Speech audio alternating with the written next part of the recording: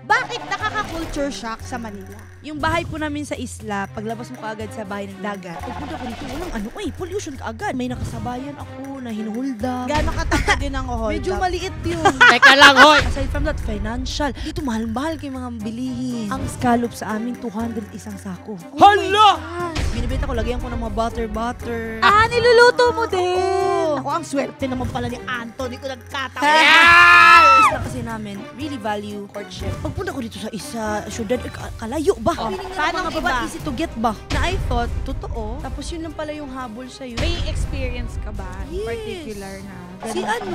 O sige! Ano ang sigaw ng bayan? Ano yung mga stereotypes sa mga Bisaya? Hindi mo masyadong bet. Pag Bisaya ka, tapos maitim ka, ang role mo daw yaya. Pangyaya ka lang. Ginagawa nilang ano ba, mangmang ba? Pero not at all. Hindi! This hearing is hereby called to order in 3, 2, 1.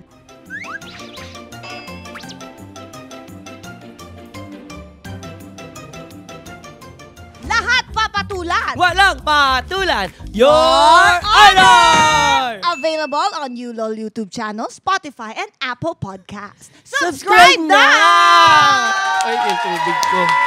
Sabay kalikutan. Order! Order! Waiter, order! Teka lang.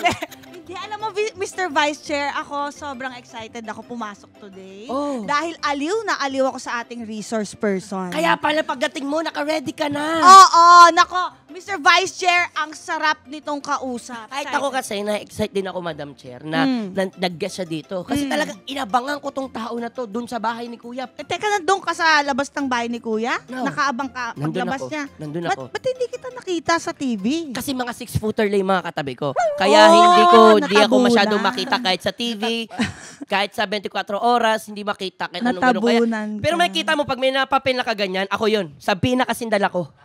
Dala mo Oo. na yung Sabina agad. Oo, nagtago ako para ayoko kasing Ang pagkaguluhan galing mo ako ng mga talaga. fans. Proactive. Ayoko may steal yung ano nila. I don't want to steal their stoplight. Spotlight. Spotlight, sabi mo. I don't want to steal Teka their lang, spotlight. maluwag yata yung tornilyo mo. Teka, hindi yan. Spotlight. I don't want to steal the spotlight. Mabuti pa, Spotlight. ipakilala na natin siya sa House of Honorables, ang island ate ng Cebu, Shuvi Etrata!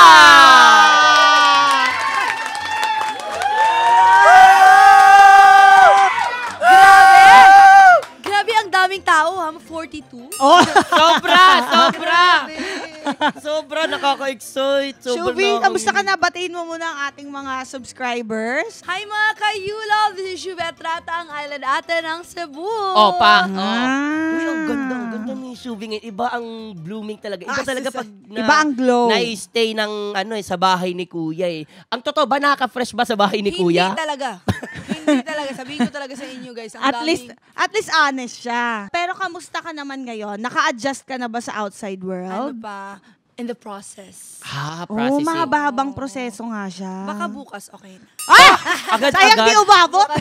Agad, sweet. Hindi. Kasi if I may share lang, no, Okay, Mr. you can Vice share Chair, Madam Shuvi, hindi kasi, di ba yung kapatid kong kambal, galing din sila doon sa loob. Ngayon, paglabas, medyo may talaga, parang iba-iba naman daw yung effect sa mga tao. Kasi doon sa kambal, magkaiba ng effect. Pero mas malala yung kay Fifth.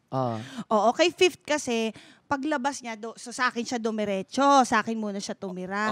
So, sinama ko siya sa labas kasi takot na takot siyang mag-isa. So, sumakay siya sa car, nandun na kami sa car, nasa may bintana siya. Pag may dumadaan na kotse, pag ganun, meron siyang, ay! May ganun siya, yung nagugulat siya. May, parang trauma? Oo, nag-flashback kasi sa utak yung picture mo, boy. Hindi, Teka lang. Hindi, natatakot siya. Paano walang cellphone doon? Bawal cellphone doon. Natakot siya doon sa fast car. So, pagdating namin doon sa party, syempre maraming tao, di ba? Siyempre, Nandun party lang yun siya sa gilid. Tapos nakaganon siya, tumitingin siya sa paligid na ganyan. Tapos sabi niya, ang daming tao. As in ganon. Ganong level. Tapos wala, niyakap na lang namin siya. Ganon yung effect sa kanya. Meron naman kayong, may tumutulong naman sa'yo, mentally, pabago kayo pumasok and after, meron ba? Yes, of course. lahat naman po ng pumasok sa loob ng bahay ni Kuya, properly, ano talaga yan, lahat na-assess. And then, during sa loob, yes, it's really hard. It's really hard inside the tasks, emotionally draining, physically tiring. Lahat-lahat ng nasa loob mahirap talaga, especially that you're alone. I mean, lahat bago sa'yo, nakikisama ka pa, wala yung pamilya mo, wala kang comfort zone, wala kang phone, monitored ka pa, tapos the feeling of artista kaming lahat, pero the feeling of losing our careers because of that, it's risking your career. Kasi nandun ka sa loob. So, mahirap talaga siya. At hindi ka rin, laking Manila. Yun pa. Bantayan Island ka, di ba? Just talaga ang ginawa ko doon. Tapos, so hirap na hirap. Tapos paglabas pa, yun naman, nakita mo na yung mga tao. Oo. Paano yung adjustment mo Yan. yan? Hindi, paglabas ko yun talaga eh. Ng bahay, di ba? May pinto. Yung sa pinto, di ba, may itik ka. Oo. Pero alam mo, at least may tao. Mas nakakagulat yung paglabas mo walang tao. Nag-apocalypse, di ba? Mas magugulat ka paglabas mo, hold up to. Di ba? Kakalabas ko lang. Kaya ka nandun, no? Kaya ka na. Hindi. Kala ko nagbagong buhay ka na. Hindi, sabi na nga dala ko. Yun, marami, as in, sobrang kadami tao, tapos OA. Tapos hindi mo alam, syempre, nag-viral ka na pala. Hindi mo expect na sobrang sikat Wala ka kang na. kaalam-alam, Wala no? talaga ni isa. Tapos ang malala pa doon, hindi kami pinatagal sa outside world. Pinabalik agad kami ni Kuya, kami natik lang. Hindi pa nga kami nakahinga, nahinga lang sandali, tapos balik agad sa loob. Alam mo, iba talagang klase yung life learnings mo sa loob, no? Siyempre, lumabas ka doon, you're a changed woman na talaga. A better person. And with that, alam ko meron pa daw ibang nakaabang doon sa labas ng bahay. May nakita ka ba na iba pa? Actually, Andyan ba sa sabi ko 'di ba, mga kasabayan ko mga 6-footer, may dumating talagang matangkad. Meron. Ang tawag dito, TDH. Anong TDH? Tall, check. Ay! Alam ko yan! Nakita ko sa TikTok nila, Tall, check. Dark, check. Handsome, check. Yung nakita mong tall, dark, and handsome, Oo. kilala ko yun. Talagang nagfi-fish lang ako. Si Anthony Constantino yun. Paano kayo nag-meet?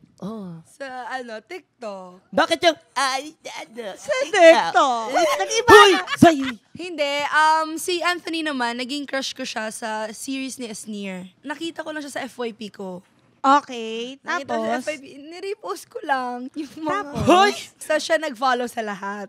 Pinalo niya ako sa lahat. Sa lahat ng Social media accounts, Instagram, TikTok. Ang type ko kasi taga TDH, like Donnie Pangilinan is my crush. Yes. So, nung nakita ko siya, gulo, same, ganon. So, naging crush ko rin siya.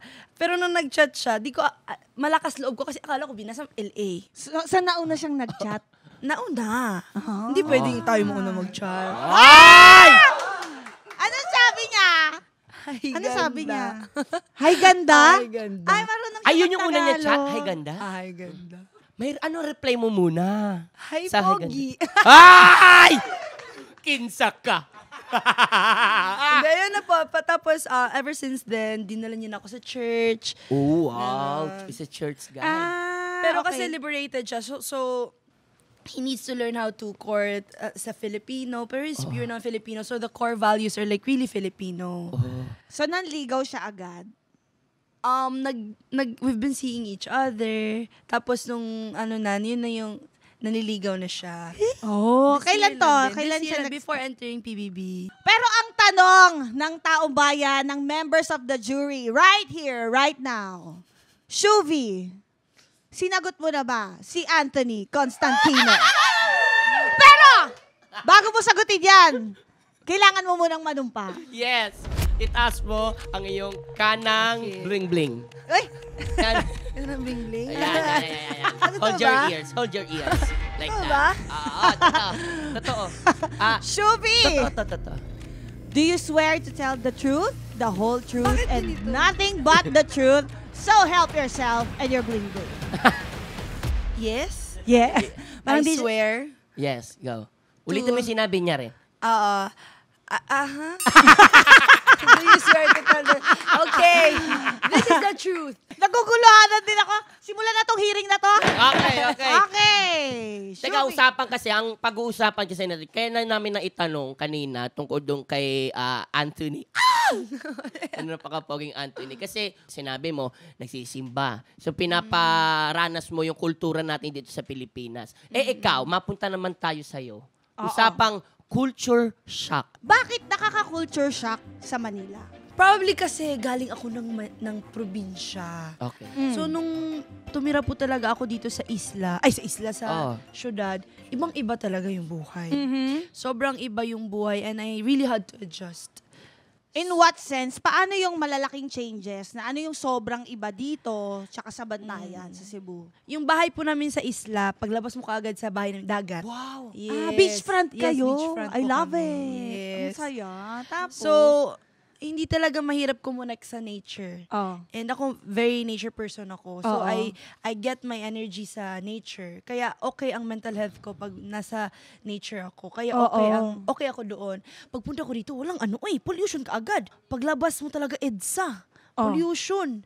So, syempre, bago ka kasi hindi ka sanay. Tas ang dami pa magnanakaw sa baba. Oo, may mga nanakawan sa street na sa halabas mismo sa EDSA. Sa baba, yung kasi pero ikaw hindi naman. Nung una, parang may nakasabayan ako na hinuhold up. Gano'ng katangkad? Gano'ng katangkad yun ang hold Medyo up? maliit yun. Teka lang, hoy! Oo. Excuse me, sorry ha. Medyo Excuse dark me. din. Medyo handsome ba o hamog? Medyo handsmog. Teka lang, alam mo kung bakit madilim? Kasi walang stoplight doon. Kaya madilim doon. At saka ibang bracket yun, hindi namin bracket yun. Batasan area kami. Ay, di mo.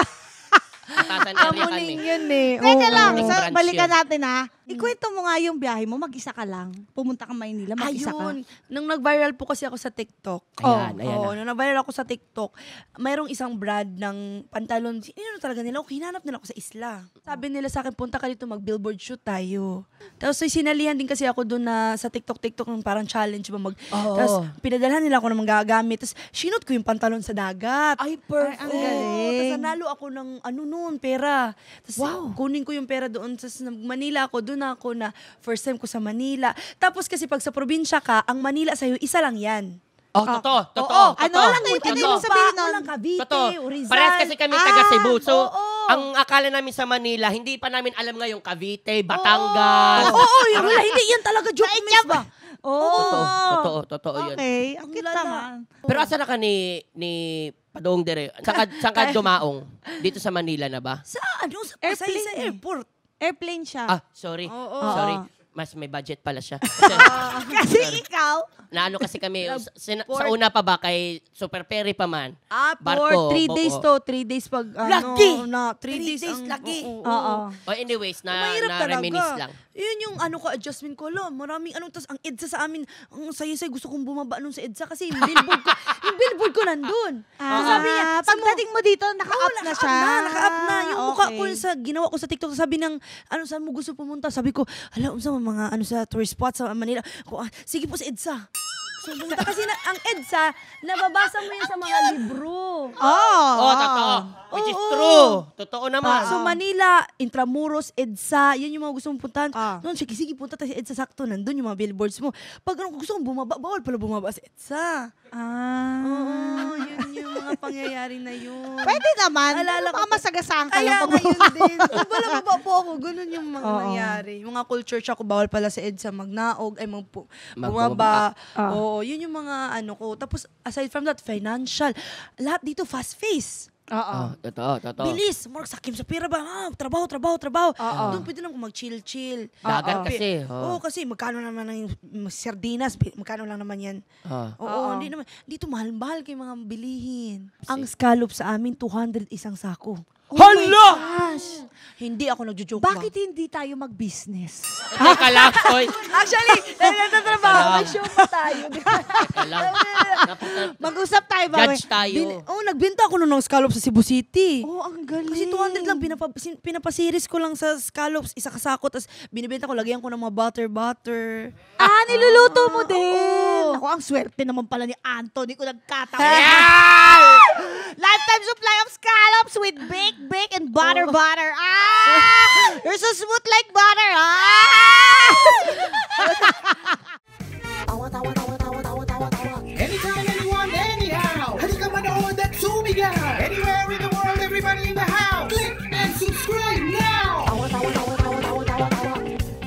You know!